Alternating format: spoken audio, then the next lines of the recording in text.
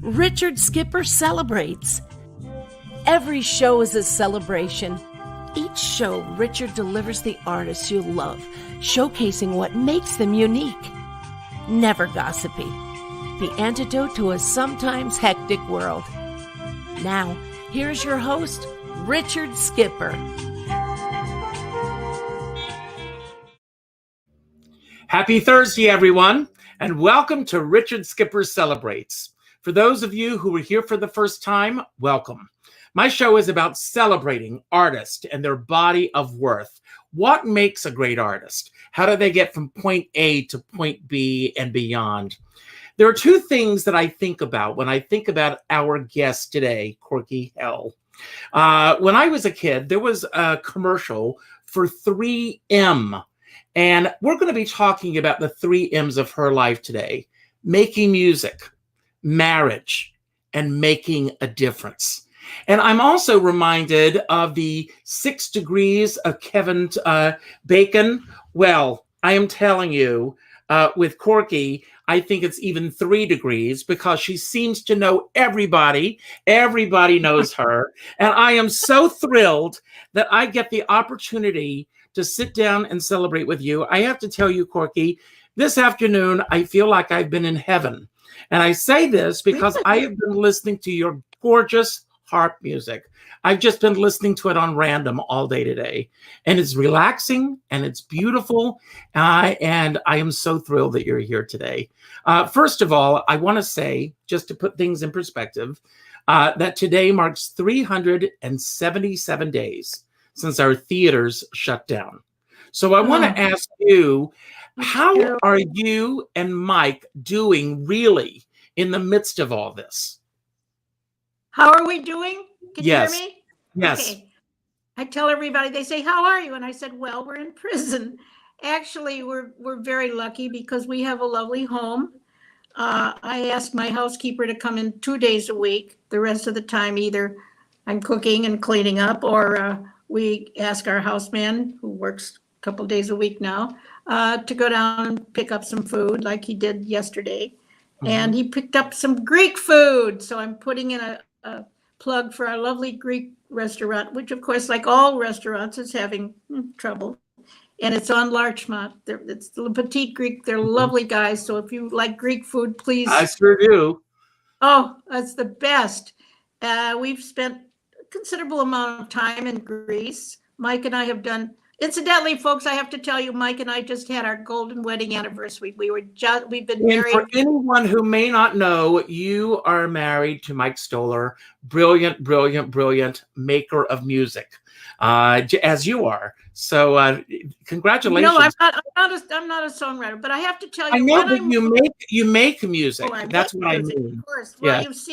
You see the cover of my book, which is kind of exciting. The only person that did not send me her picture, and it was due to her lawyer who said I can't or whatever, is Barbra Streisand. Other than that, I have worked with the 5 greatest singers that are around. That's one of the things they say about me. I have played and recorded for the greatest singers ever. I am the only woman that was ever Billie Holiday's piano player, because everybody says, "Oh, Corky Hale, the harpist," and I said, a lot of people don't know. You know, I've been playing the piano since I was 5 years old, which is in the book. Well, I want to go back to that for just a moment. Before we talk about these great singers that you've worked with, I want to talk a little bit about you. And I know that you are a Midwestern girl from Freeport, Illinois.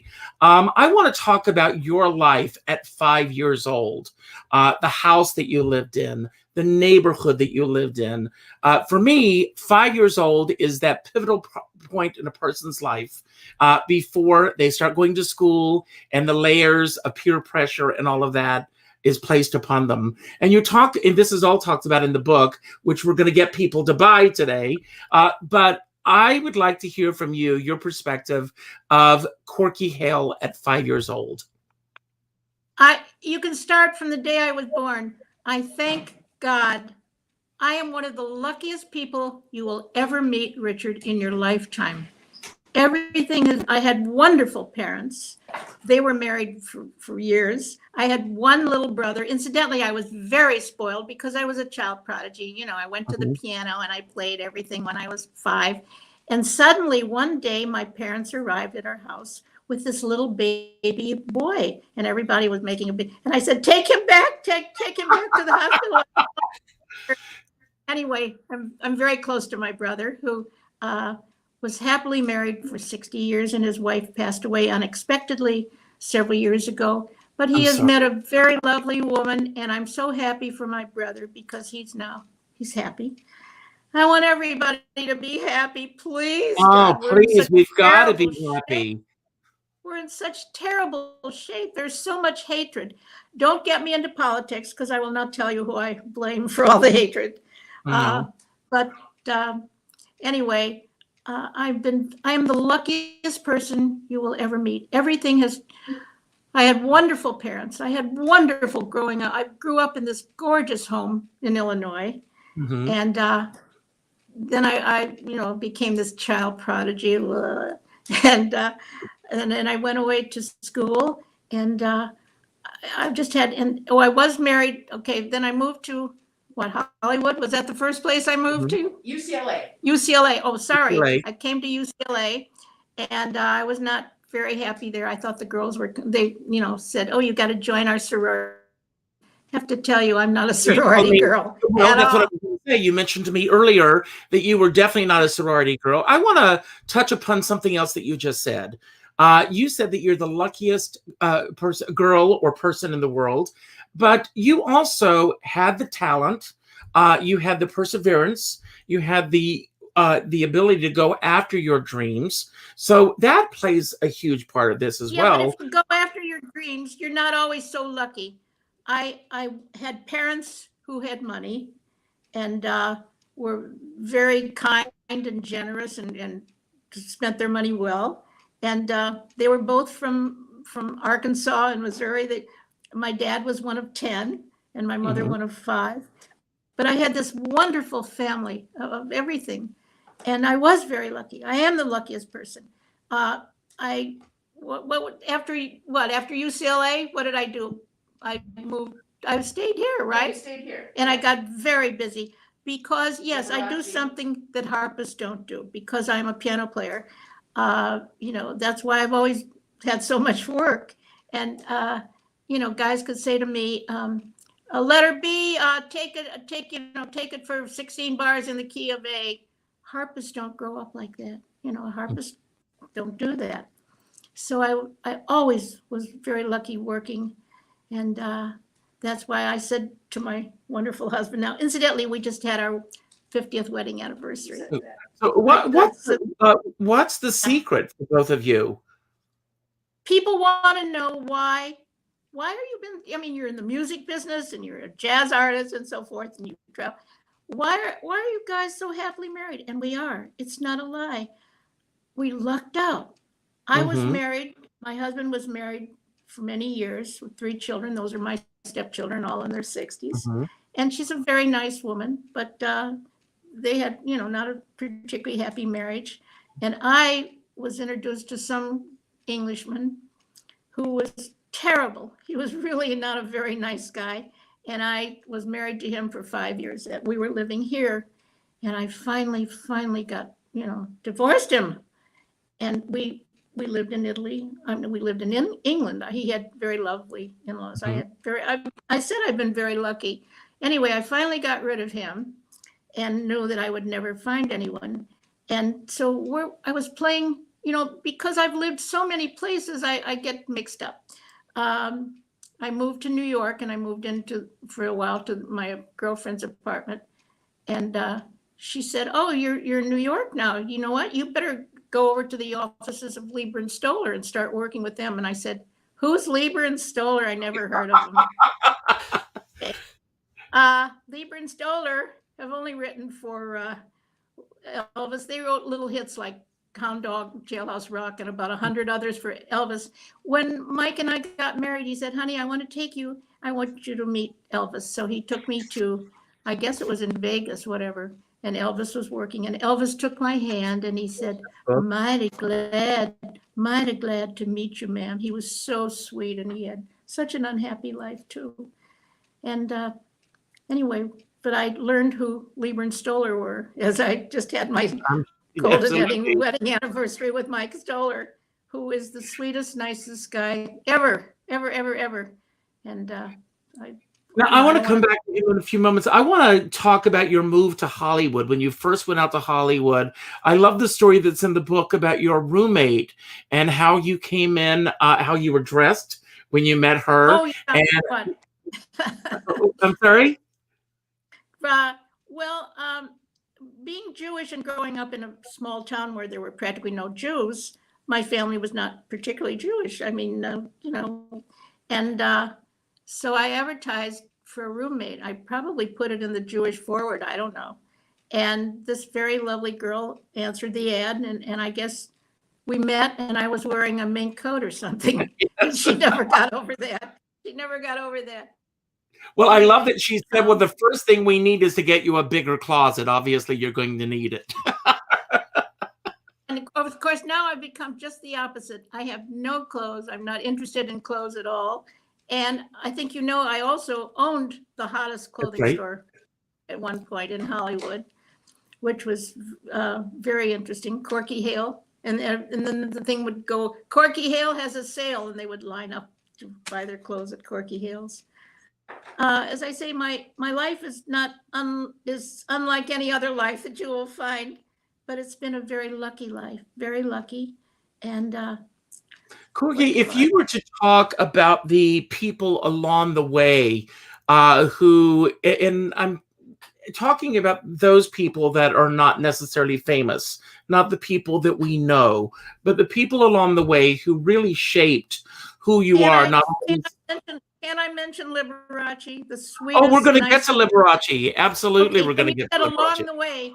Along the way, I mean, he was the one, along the way. But as far as girlfriends, I still have a couple of the same girlfriends. Yeah, the one that moved in with me, she lives in Santa Barbara or somewhere. And she's also happily married for 100 years. And my girlfriend in New York, whose apartment I shared, she's still around. Yeah, I have girlfriends still. Well, I wanted to know, who were the people that really shaped your life, not only as a musician, but as a well-rounded person? Who would you say those people are? I wouldn't know who to tell you. Seriously, I wouldn't know. I had this wonderful mother. Everybody was crazy about my mother. She was the hippest woman ever. And I would say that my life was really, shaped by my mother, who was so great. And she was the hippest woman ever. Everybody loved her. So I would say my mother. Well, I want to talk about. Yes. Oh, I'm sorry. Go ahead. I sound so boring now. I can't. No, you are not. Far from it. I love your stories. I love the book.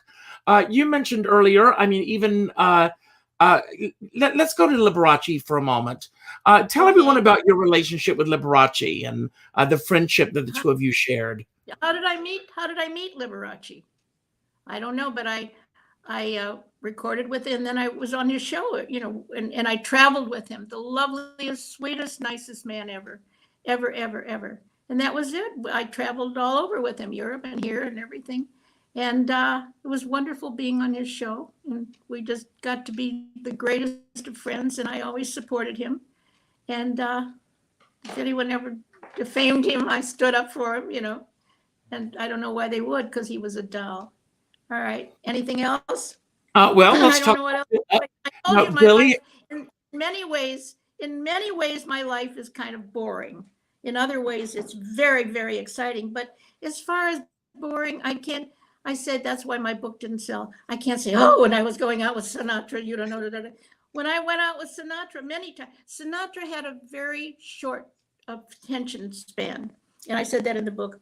So he would take me to all these fabulous parties, and he would get very bored. And he could talk to me because we would talk about music, because everybody, and he never did anything but just hold my hand. He never tried to do anything. So people say, are you kidding? You went on all this time with Sinatra, and that was all he did, was occasionally hold your hand. I said, yeah, I'm sorry. I wish I could make up some terrible stories, but I can't. No, well, I will tell you, anyone who knows me knows that I'm not interested in gossip. I'm not interested in the salacious aspect of a person. I'm interested in what makes a person who they are. That's what I'm about. And trust me when I say this. You may be many things, and boring is not one of them. Okay. All okay. Right. But salacious and gossip, you know, as I said, that's why my book has not particularly sold well, because they can't say, boy, did you see in the book what they said about you? Da, da, da, da. Not, you know, it's kind of boring. She lived this wonderful life. She had fabulous parents. She had money all her life. She was raised with money, but she's still the cheapest woman there is. Now there's a joke on me. I'm the cheapest woman. I don't, you know, I wear all today. Well, today I wore this because I'm so proud of my husband, who I never had heard of when I was in New York. You know, they said, I told you, go over and work for Lieber and Stoller. I said, who's Lieber and Stoller? Who are they? And they said, well, he writes for Elvis Presley. And I said, well, you know, I really don't, Elvis Presley is wonderful, but I don't really, you know, follow his music or anything, because I was into jazz and so forth. And anyway, that was it. And I was hired. I traveled with Liberace, and I got very lucky. I was very busy in the studios. As I said, the reason being that because I was a piano player, I played the harp, the piano, and I could do things on the harp that other harpists don't do, and they don't do now. I mean, you hire a harpist now. As a matter of fact, last week or 2 weeks ago, the New York Times came out with a big article on hip harps. And the two hip harpists are Carol Robbins and Corky Hale. And I'm not afraid to announce that. And no, don't be. And this woman she wrote it, Alexei. She had no idea of harpists at all. And she, you know, same thing, harps played. I don't want to go into that. But anyway, Carol Robbins is the other wonderful harpist here. And she's a good friend of mine. And we're the only two. I want to ask you, you worked, you were the piano player for Billie Holiday. And there have been... I'm the only woman that was ever her piano player. The only woman. But right. You also, there have been... of course, Diana Ross, and Andra Day now has a new film. There have been plays about Billie Holiday. Do any of them get her right? Or what can you tell us? Let me tell you the latest with Andra Day. Lee Daniels, of course, was the director. Now, in 1972, it tells you how old I am, this producer sent me over a script, and he said, I'm doing a movie about Billie Holiday. And I said, this script has nothing to do with her at all. He said, it doesn't make any difference. I'll put a star in it and it'll be a hit. And they put Diana Ross in it, and it was a huge hit. So none of the Lee Daniels didn't call me. A couple of the other directors that have done shows, none of them ever called me. Lonnie Price. Who? Lonnie Price. Oh yeah, Lonnie Price. Lonnie Price is a wonderful Broadway director. Oh yeah. Who brought on Audra McDonald. Audra, yeah.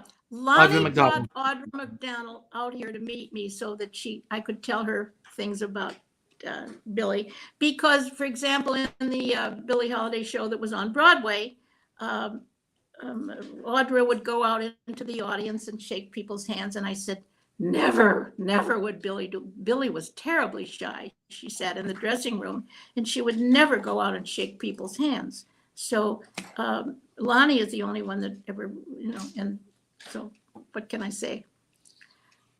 Well, that play was written several years ago, and this, of course, was a revival. Did they leave that aspect of the show? I did not see it on Broadway. Did they leave that aspect of it in the show? I don't remember anything. I can't remember yesterday. I'm working so hard. You know what I do now? I'm not doing any music. If I say that, my husband gets very unhappy because he wants me to play every day. Anyway, I started out working with Mike Fewer, our DA, but I work and we started something called Mankind. And we have a man that goes out into the streets with big canvas bags that are full of food, and if there's toys for the children. And because I want to get the people off the streets. I can't stand it. And I'm doing everything we can to help people get off the streets and into shelters. That's what I'm currently involved with. That's what I do. Well, And, God bless you for that. Thank you. When, where, and how did your activism begin? I don't know. I also probably almost my closest girlfriend. NAACP. Oh, yeah. NAACP. When did the end? How did I get with the end? University of Wisconsin. Oh, that's it. Thank you. Oh, what would I do without her? She should never hear that.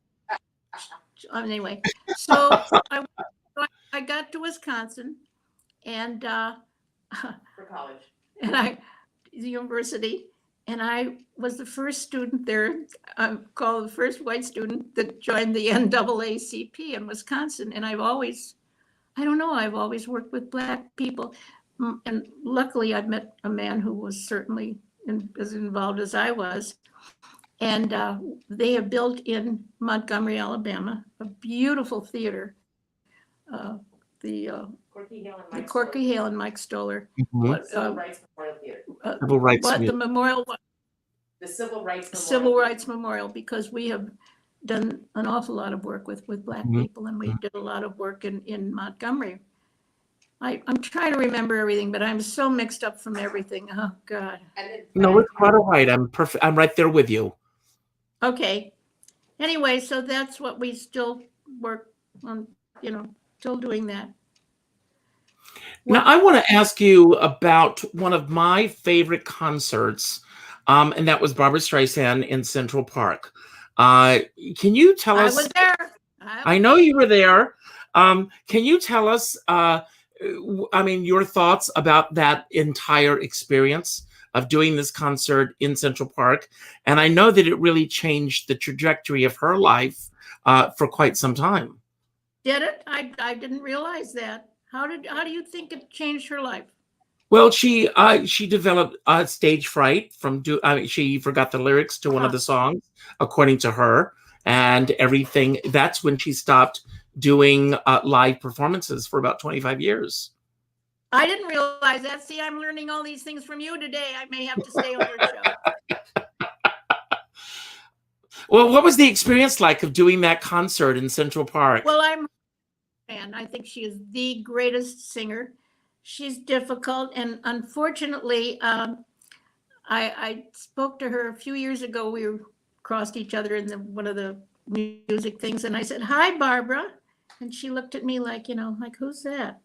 But hey, listen, she's got so much going on. But the nice thing is she's still happily married, and for that I'm glad. She's happily married, and Yeah. she too, like yourself, she gives to a lot of causes. So I know she's very charitable. It's wonderful. I remember the one thing that stands out for some reason on her 26th birthday, I was with her. We had a big celebration. I don't know why. That stands out in my mind. And I don't know, where were we? Were we in New York? I don't know. I've lived, I have lived a great deal of time in Italy. And I, of course, lived in Hollywood and lived in New York. And I've had a very interesting life. And all our friends in Europe, they all are calling and sending emails saying, "Are we ever going to see you again?" It's very sad. So we haven't been traveling at all. We're like everybody else. No one's been traveling over the past year. Were you doing a lot of traveling prior to the pandemic? Oh yeah, always. We lived there, and we did a lot of cruises. Oh, and we were given a lot. We were given a number of free cruises. I mean, years ago, they called up. What's the great cruise line? Crystal Cruise Lines. Not Crystal, no. Princess? No. I don't know. Anyway, and they said, we'd like to hire the two of you, and we'd like, Corky Hale to play music. And to Mike Stoller, they said, will you Give a lecture. will you lecture? And he said, no, Mike is very shy. No. Mhm. So anyway, we got to the day that we were boarding the cruise ship, and I saw the schedule. It said, lecture at 10 o'clock, Mike Stoller. And I said, come on. And Corky Hale will play at 10:30 or 11 or Mhm. whatever. So we got to the theater and I was going to play. And the next thing I know, Mike Stoller was at the microphone. And not only that, they had a thing. You know, Mike, incidentally, was almost killed on the Andrea Doria. He took his ex-wife and they cruised to Italy. And on the way back, of course, the ship was hit and he was almost killed. He was almost killed. He thought he was going to die. They went down on the ropes, you know. And anyway, but so there I was playing the music with the band, and they said, and now we'll have a lecture by Mike Stoller. And I thought, what? And not only that, he had gone to a studio and gotten pictures of the Andrea Doria and everything. And he did this lecture while they were showing the pictures, and of course the audience on the cruise ship. And I said to him, you rat, you did that for me. And he said, yeah, I did. I decided I would lecture. Anyway, so that's the story there. What can I tell you? Well, I want to go back to your early days in Hollywood and when you started, pursuing work for yourself. Do you consider yourself, I mean, you talked earlier about the luck, that you consider yourself very lucky, but did you consider yourself in your early days when you first arrived in Hollywood as being very ambitious, or did the job start coming your way because of word of mouth? Yes, I have to admit, I'm very spoiled. I never, tried very hard because because nobody did what I did. And when you do something that nobody does, you have no problems. And my phone rang out jobs night and day, and I'm on everybody's album. They're, oh, incidentally, I went the other day for the first time for a full physical exam, everything. Mm-hmm. And so I'm talking to the doctor and I said, doctor, I'm not sure you know my background. I said, but there was a wonderful man named Leonard Feather who was a big jazz critic, and he wrote in a book that I'm the greatest. He said Leonard Feather and his entire family were I was their doctor, which was funny. Leonard wrote in a book a few years back that the world's greatest jazz harpist is by far Corky Hale. But up to me, Dorothy Ashby was a great jazz harpist. Mm-hmm. And a lot of people don't know about Dorothy. She died a number of years ago, but she was wonderful. Other than that, no. Harpists don't grow up playing jazz. They grow up playing Debussy. That's why I got so... Let's go there for a moment. How did you develop your style? Because you are incredibly unique with what you do. How did that come to be, and when did you start getting recognition for that? Here we are in Freeport, Illinois, and the music on Freeport is Buck Owens and the and all of that, which never yes.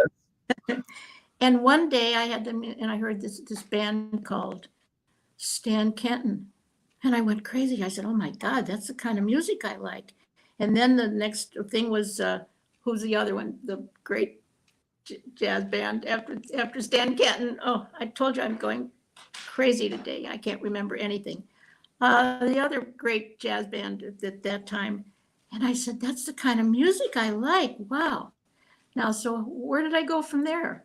I don't know where I went from there, but I started getting jobs, and I can't remember anything today. What can I tell you? No, that's quite all right. I'll keep you on track. Again in Hollywood. That's when I went to Wisconsin. When I went to Wisconsin, then I just listened to that kind of music, and I knew I could, play it on the piano. And I said, well, why can't? Oh, that was it. I was enrolled at the Chicago Musical College. My parents took me there, and I started playing and the piano with the band and everything. And they said, well, you're going to do that on the harp? I said, well, why not if I can't play it on the piano? And so I started playing it on the harp. And that my name started getting around to everybody. She plays on the harp like a piano. She can play in any key and anything, and which harpist, that's not how harpists are. Now, as an artist, I mean, some of us, we know what our first success is because it's special to us. Regardless of what other people perceive to be that first success. Did you consider when you first started playing in Hollywood, you were at the Coconut Grove with the Freddie Martin Orchestra. Can we talk about how I got that job? Oh, Is that yes, all that's what I want to talk about. Okay. So I was somebody, wait a minute, I was still in school, I guess, or where I got out of school, and somebody said the Coconut Grove, and they were looking for a harpist. And Mhm. so they hired me, right? And I'm trying to get this straight. I mean, that was, a couple of years ago. Anyway, so I'm playing the harp at the Coconut. They hired me to play the harp with the band at the Coconut Grove. And then Eddie Bergman, who was the band leader, said, "Oh, you play the piano too." And the guy who was playing intermission piano was a drinker, and they fired him. Incidentally, that's the only guy in my life. He slapped me because they took away his job and hired me to play intermission piano. And he slapped you for their. Yeah, he slapped me. Yeah. So that's the only time any guy ever hit me or slapped me or anything. Anyway, okay, so now I'm playing intermission piano in addition to harp with the orchestra. And then Eddie Bergman says, "Oh, you play the flute too? Well, I'd like you to play flute on some of the Latin tunes." So now I'm doing all of that. And the next thing I know, there's a call, and he said, "Hello, my name is," George. Who? George. No, Oh. no, I can't believe this. Vegas, the band leader in Vegas, who took over. He said, "Who was killed in the war?" Oh, Glenn Miller. Glenn Miller, yeah. And Glenn Miller's band was taken over by, I told you today I'm a blank. No, it's quite all right, Corky. We're fine. All right. So Jerry Gray? Jerry Gray. Thank you, Denise. You may keep your job. Okay. So Jerry Gray said, "Hello, I just heard you on the radio singing, and I'd really like you to come to Vegas and work with us for a month or so and, sing with the band." And I said, "Oh, Vegas. Wow, that's pretty exciting." So off I went to sing with the band in Vegas. And so I was playing harp again, I guess, with him, playing piano. No, I was playing piano and singing with the Jerry Gray band. I'm looking at a thing I'm in my office, and I'm seeing a big thing there with poster with Jerry Gray with singer Corky Hale. Anyway, what can I say? So that was it. I'm in Vegas, and I'm playing and singing, and everybody's having a wonderful time in Vegas. And that was about it. Did you like Corky being on the road? Yeah, it was kind of, I was pretty young then. It was exciting at that time. Sure, yeah. And you've lived in various locations. I know that California is your home now. How long have you been in California? When did I move here permanently? When? Late 80s. In the late 80s? Uh-huh. In the late 80s. Thank you, Denise. You're welcome. Now, thank you, Denise. Now, in all the places that you've lived, Corky, is there Of course, I was married to that really nasty Englishman who was not very nice. And I married him in 70. No, in 60s. I married him in the 60s? Or the 50s, late 50s. No, I married him in the 70s. Wait a minute. I married Mike. In the 70s. I married Mike in the 70s. So I And married this.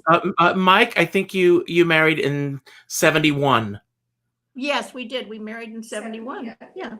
But But so you anyway, you lived together for 2 years before you were married. don't let my father in heaven hear that. It's in the book. It's in the book. Oh my God, he was so sweet. But the fact that his daughter lived with somebody before and he loved everybody loved Mike. Thank you, God, because nobody liked my ex-husband. He was very terrible. Well, what's the expression that you have to kiss a lot of frogs before you get to your prince? I don't. You, I mean, what was it about him that you? I mean, The Englishman yes, that I married. Yes. I don't know that. Where did I meet him? You owned the store and you were shopping. I had opened my clothing store then, which was a huge success. Mm-hmm. And you were downtown. And I was downtown in the market, and this terribly English man said, "Oh, Corky Hale, I know all about you. It's lovely to meet you." And I thought, wow. So that was it. And then I married him, and talk about mistakes. Boy, I really made a mistake. He was so cheap. I cannot tell you.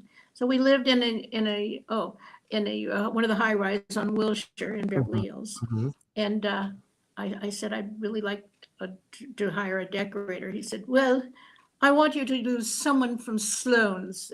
You know, he was a terrible snob. So this lovely woman came up from Sloan's, and I said, I'd like a bookcase over there. And he said, don't speak to the Sloan's decorator. He, you know, anyway, I put up with that kind of crap for several years.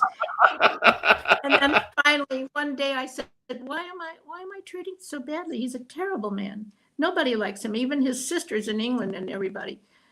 So I got a divorce. Oh, incidentally, my brother is, if you ever need anything, my brother is the top-notch criminal lawyer here. He's very great. Well, I pray to God that I'm never going to need a criminal lawyer. Oh, well, he's everything, but he's great. Anyway, I think did my brother get me an annulment? Or no, that was something else. Oh, that was another thing. Yeah, they say, how many times have you been married? And I said twice. And people say, I thought you were married 3 times. I said one was annulled because my brother got an annulment. Mm-hmm. There was I knew that nobody cared about me after The Englishman, and I would live singly and so forth. So, Jerry Gray called me. That was it. He said, I'd like you to play the band leader in the movie. With Jerry Lewis. Jerry Lewis. What was the name of the movie? Nutty Professor. Nutty Professor. So I played there was this very sweet guy. He was one of the extras. And he was so nice to me and so sweet. And I thought, well, and he said, I really would like to take care of you and everything. And I thought, oh, here's a guy that's so nice to me. And I really was looking for somebody nice to me. So I think did we go up to somewhere and I married him. And then, of course, I realized he was very sweet. He never had a job. He couldn't or anything. So so my brother said, let me get you an annulment. I said, that's fine. So he got me an annulment, and the guy was very sweet and very nice. So I consider myself having been married twice. That was it. But your current marriage is the one that worked. Are you kidding? Yeah, no. We've lived together 52 years. As I said, don't let Max in heaven hear that. My dad was so sweet, but the fact that I might have lived with a man before I was married. Anyway, my dad was the sweetest, nicest guy. He was a doll. Anyway. Now, you and Mike set up your home in New York. You were in New York for many, many years. And then you made the move to go out west. Do you miss New York? Can I do a little name dropping? You can drop all the names you wish. I have a very, very close girlfriend. She was my maid of honor when I married Mike. And her name is Diane Cannon, if you know Diane, who was married to do. Carrie Grant. Diane, still girlfriends. We laugh. We say 50 years. She said, absolutely not. We're not that old. Come on. Anyway, Diane and I are still very close friends. And why did I bring up Diane? When you moved to LA? When I moved, yeah, but there was some reason that I don't know. Anyway, Diane and I love her dearly. And I'm a huge fan of her work. Feel good. free to drop her name anywhere. I love her.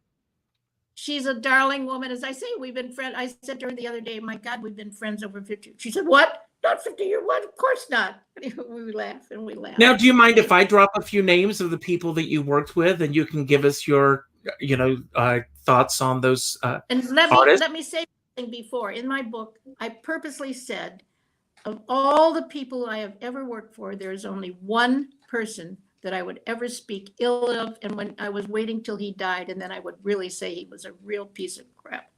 Because I've been so lucky. Everybody that I have worked with has been lovely. Anyway, we will get to him if you want me. Well, to I say will. his name Let me say this. Right. I am all about celebrating, so I would prefer that you not mention his name on this show. But Okay, I'd like you I to tell us. Okay, I would like you to tell us what it was about that person that made it a miserable experience, and how did you Okay. get through it? Okay. As I say, everybody that I worked with, my God, I worked with all the singers and musicians and everything. So this particular person heard me playing and said, I'd like you to go to Florida and do this big nightclub with me. And I said, fine. He said, a couple of weeks. So we went there, and I've been very active, of course, in civil rights. Mhm. And so the guys in the band loved me again in the club, big band, and loved me, and everything was fine. And one night he said, he was a drinker, terrible drunk. And one night after the end of the show, he said to the audience, "Can I have any requests?" And because my mother had always listened to those opera stars, so I knew a lot of. So somebody screamed out, "What's the song? What was the song?" Anyway, someone screamed out a song from an opera, and I happened to know it. So he said, he was so drunk he couldn't hear the first note, and he said, "This young kid, she doesn't know a lot of stuff about music." And I thought the guys in the band would beat him up. Anyway, so I got up to my room, and the phone rang, and it was him. And I said, "Well, what is it?" And he said, the most disgusting things about Black people. And I was crying. I was so upset from him. And I called Mike and I said, "I can't work with anyone like this. He's so vile." And Mike said, "Honey, get a ticket and come back." So I said to this vile man, I said, "Please give me a ticket and then take your voice and shove it up your," which I never spoke to anybody like that. And he gave me a ticket. Sounds like he deserved it. And I flew back to New York the next day, and that was it. Did you ever see him again? Did I ever see him again? Mm-hmm. I don't think so. But he was a famous singer out here, and he was a terrible, nasty man. Let me ask you a question, Corky, because you traveled with all these bands. In many instances, you may have been the only woman with the band and everything. Always. It's a different world that we're living in right now. And with the whole Me Too movement and everything, what was that environment like for you? Ridiculous. I think it's absolutely ridiculous, and the women are not going to like me. But I mean, there isn't a single thing. And some woman from 7 years ago said, "Oh, I was working for, some politician." And yes, and when I would go in the office, he would try to put his arm around me and everything. And I said, so that was it? And you're going to sue him for, I'm very much against how women are acting now, because, I mean, they're ridiculous. Some guy, puts his arm around you and you say, "Oh, harassment. Oh, let me go to court and sue him." I'm not very big on a lot of things that the women are acting. And of course, you were that. I love Cuomo, and I think they're trying to get him out, and I think it's the Republicans. I shouldn't say that. Anyway, you said it. It's fine. Anyway, you and I are on the same page politically. I would hope so. Yes, we are. We are. Anyway, I want to drop. Larna, did I tell you that girlfriend from Atlanta, who happens to be Black? Yes. She and I worked our behinds off for Larnock and OSIP, and both of them won in Georgia. So she and I salute each other every night. We got a Jew and a Black, in the Senate in Georgia. Yay! That's us. But they're still having they both were very thank yous. You are very political, so I'd like you to weigh in on this, and we are on the same page, so speak freely. Very. That's another statement. I'm most political person. Yes. This whole idea of what's going on right now with the voter suppression and changing these laws where you can't bring water to people standing in line, people cannot. They're trying it in Georgia. They're trying desperately to stop Georgia. And my girlfriend happens to be from Georgia, So we're very angry with what they're trying to do in Georgia. And they won't win because she and I will stop them. That's it. No. And we're going to put Stacey Abrams in too as the governor, because we all love Stacey. Wouldn't that be wonderful? She's darling. Have you ever met her? I've never met her. Corky? Please, God, if this pandemic stops, I want to have a big, huge party and have everybody, including Stacey and everybody, and invite everybody. You invite me and I'll be there. Of course we'll invite you. Oh my God, because I worship at the feet of Stacey Abrams. I think she's darling. She's darling and wonderful. She's a walking angel. God, do I love her. And I love Jamie Harrison. I love Jamie Harris, and I wish that he had gotten South Carolina. Well, we sent him money too, of course. Mhm. Anyway. Well, I'm going to drop a few names that you've worked with, and I'd like you to give us your thoughts on working with those people. And we'll start with Chet Baker. Poor Chet. He was a lovely guy, but he had a problem, But Yeah. I can't tell you too much about him, other than that we would, I certainly recorded with him, and I thought he was a wonderful player. So I don't really. Well, have you too bring much up an interesting point, Corky, because a lot of people who are not in the business may think you work with people, that you socialize with them. You do, some you don't, and a lot of it becomes a job. It's a gig. You go, you do your work, and you go home. Who are some of the people beyond Liberace you mentioned earlier that became I socialized with? that you truly became very good friends with?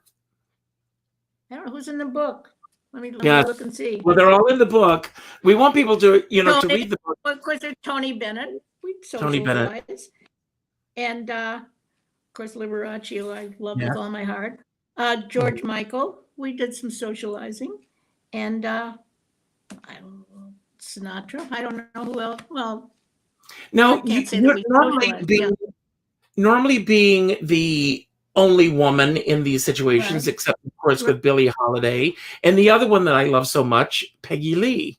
If your memories of working, Peggy, that's a whole other thing, because she was very close to my husband. I mean, he wrote her, Yes. a couple of her hits. She was a lovely woman. I played both for her wedding and her funeral. So she was a Wow. lovely, very nice woman. Very, very, I have nothing but nice things to say about her too. Now, prior to the pandemic happening, were you active in terms of having a structure in terms of your art? Do you still play the harp? Do you still play the piano? No, my husband is very unhappy with me. I haven't been doing anything in music at all because I've been so busy. Except the Billie Holiday birthday show The Every Billie year. Holiday birthday show. every year. What was that? Catalina, every year. Catalina. Oh, once a year? Yeah. Once a year, I do the Billie Holiday Mhm. show. But of course, Catalina's closed. So what, and I've been helping them out. That the woman she's a very sweet woman, and Manny, who runs it, and I Mhm. love working at Catalina. Oh, and you don't know about my daughter-in-law. Oh my God, that's the best yet. Well, tell So us. I have 3 stepchildren. Mike had 2 sons and a daughter, and I'm very close. Mike thinks I'm the best stepmother ever, and I've been close to the kids.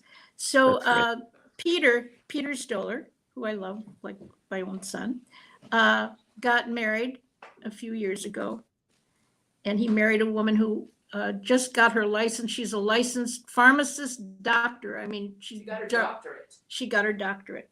Anyway, so what happens? She's one of the great singers there are, and she and I did a show first at Catalina, and then we did it in Beverly Hills, and it's called the 2 Mrs. Stollers. And of course, we sold it out, and there was a waiting line for tickets and everything. And we've been waiting for the clubs to open. So she and I, her name is Trisha Tahara.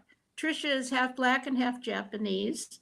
And now she's very Jewish. Anyway, she is a singer like she will knock you out. But she's also just got her doctorate in pharmacy. I mean, she's a genius, and she's a doll, and she's wonderful. And another lucky thing. I mean, who would think that I would find a woman, who's my daughter-in-law, who also is a great singer? What can I tell you?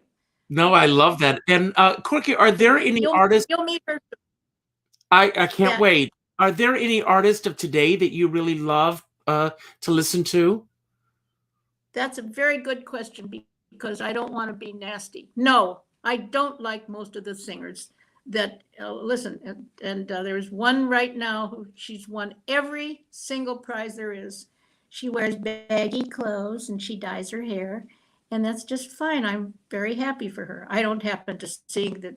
I don't see in her singing that she's anything particular, but she's won every prize there is, and I wish her well. Listen, I certainly wish her well. So Now, these artists that you've mentioned, I mean, Yeah. Billie Holiday, Tony Bennett, Peggy Lee, Barbra even Streisand, my Barbra Streisand, favorite. all they have to do is walk out on stage, have great musicians supporting them, have a microphone, no special effects, and they have us in the palm of their hands. Okay, that's the point. That's the They point. don't have to dye their hair 3 different colors. And But let me ask you this, wear Corky. baggy clothes. Yes. What happened to the music industry? Why did it change Find so out. Would you let me drastically? know? Would you find out and let me know? I mean, these people are up for the Grammy Awards every year, and I go, huh? But I have to tell you, I hear 4 guys playing the instruments going, blah, blah, blah, and now the Grammy goes to, no, I don't understand it. I don't understand today's music at all. I don't either. I don't either. Good. Yay. No, Yay. no, I don't. I mean, if I hear Peggy Lee on the radio, I know I'm hearing Peggy Lee on the radio. If I hear Judy Garland, just the opening note, I know I'm listening to Judy Garland. I can't tell one artist from the next these days. You're very nice because you call them an artist. I don't call them an artist. I call them a try to be singers. And one young lady who won every single award there is. Good. I'm happy for her. I don't have to think she's particularly a good singer. She's a very average singer to me, but they love her. And I said to my husband, maybe I should dye my hair green and purple and everything, but that would mean I'd have to go back into the music business. No. Well, when you do that, come back and talk to me. We'll talk about it. But if a kid that you came to you and said, I would love to go into the industry now, do you have any advice that you would impart to anyone? Not really. No, not really. I would say I don't know what to tell you because music today is so different. I really wouldn't know what to say. That's my answer. Now I'm going to ask you a question that you don't have the answer for, but I'd just like to think, for you to think for a moment and tell me, how do you think that live entertainment will come back? The minute that clubs open up? Well, I don't think that's very easy to answer. I mean, Tricia and I will immediately go back to, where are we going back to? Wallace, Annenberg. No. Catalina? Catalina? I talk to Manny all the time who runs it. He said, I pray for the day when the 2 of you can come back because, we sell it out every time we play there. And the Billie Holiday celebration that you did for several years. I do that once a year still. Well, was that the last show that you did before COVID? Yes, absolutely. And I know that you've said that you and me are in the same boat, believe it or not. I live 25 minutes north of Manhattan. I live just below Nyack, and I have not been in Manhattan since last March. Unbelievable. But I said, look at all the money that we've saved because we used to eat on all the very nice restaurants around here, and we haven't been out. We haven't been out in what? 1 year. 1 year. Beyond the obvious, because I want to talk about this time frame that we're in. How has the past year shaped you, Corky? And what have you been able to take from the past year on a positive note? What an excellent question. On a positive note, the fact that I just have a lot of time to spend trying to help getting people off the streets, getting the people, and there's not much else that I'm doing. Oh, incidentally, we were introduced by Barbra Streisand. That's right. Yes, and yes. Barbra has tried all these years. She's still trying to get a Broadway show on Liberace. Liberace? Right. And of course, I had Liberace's dishes. Did she tell you? I had a saw whole those set. dishes, and she promises me dinner at her Yeah. house as soon as Yeah. we're able to do that again. They are gorgeous dishes. They How are did gorgeous. how did you get the dishes? My mother. Who else? Liberace. When I was living in New York, and Liberace had a big thing, and my mother said, "Oh, I'll go over and dog, and I'll buy." And she brought up half the stuff of Liberace, and I knew that Barbra, was so infatuated, so I packed them up and sent them to Barbra, and oh God, she's so excited. Now, And did you Jerry tell her that you were Sherrill. going to be getting them, or Jerry was it a Sherrill. surprise? What? It was a surprise. Were the plates a surprise, or did she expect them?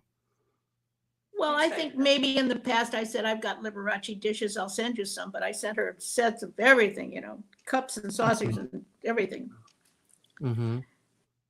And Well, no, go ahead. I'm sorry.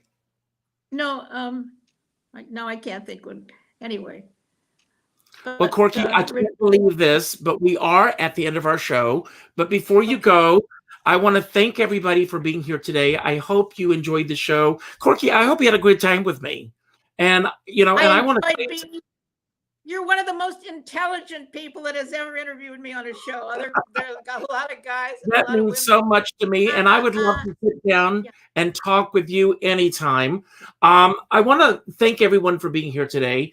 Whatever platform that you're watching or listening to this on, please leave a comment. Hit the like button if you like it, and share it with your friends. I also want to let you know, if you are around tomorrow night, I am going to be sitting down and talking with Joyce Bulifant, and we're going to be remembering Helen Hayes with love. Helen Hayes was her mother-in-law and lived very close to me. I used to see Helen Hayes, which we're going to talk about in the show tomorrow night. I used to see her all the time in Nyack. Just the most wonderful woman. I want to thank everyone for being here. The book, again, is Corky Hale, Uncorked. We barely scratched the surface today. There's so many great stories in this book. All the great artists that you and I both love are all here. What I want you to do is I want you to go to Amazon.com and order 2 copies of this book. Keep one for yourself and send one to the 6th name that pops up on your Facebook friends list. Send it to the 7th friend as well. I also end every show by telling everyone to go out and do something nice for somebody else without expecting anything in return. As my dear friend David Friedman says, we're all in this together, but we're not in the same boat. And you never know what someone else is going through, especially these days. Corky, I love you.